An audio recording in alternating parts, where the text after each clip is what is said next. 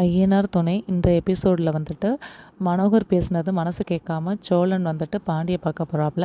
பாண்டிய சொல்கிறாப்புல, என்னடா திடீர்னு என்னை பார்க்க வந்திருக்க அப்படின்னு சொல்லி கேட்குறாப்புல. இல்லை பாசத்தினால தான் ஏன் வரக்கூடாதா அப்படின்னு சோழன் கேட்குறாப்புல. பாசமா, நீ எதுவும் காரியம் இல்லாமல் வர மாட்டியா, ஏன் எதுவும் காசு எதுவும் வேணுமா என்ன அப்படின்னு சொல்லி பாண்டி கேட்குறாப்புல.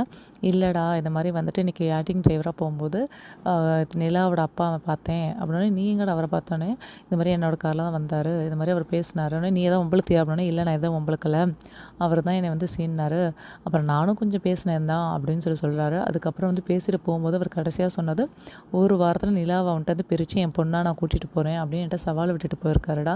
அதுதான் கொஞ்சம் மனசு கஷ்டமாக இருக்குது அப்படின்னோடனே. அப்புறம் பாண்டி கொஞ்ச நேரம் அவரை ஒம்பளுத்துட்டு அப்புறம் வந்து சொல்கிறாங்க, இது மாதிரி நம்மளை மீறி வந்து நிலா அப்பெல்லாம் போக மாட்டாங்க அப்படின்னு சொல்லி சொல்கிறாப்புல.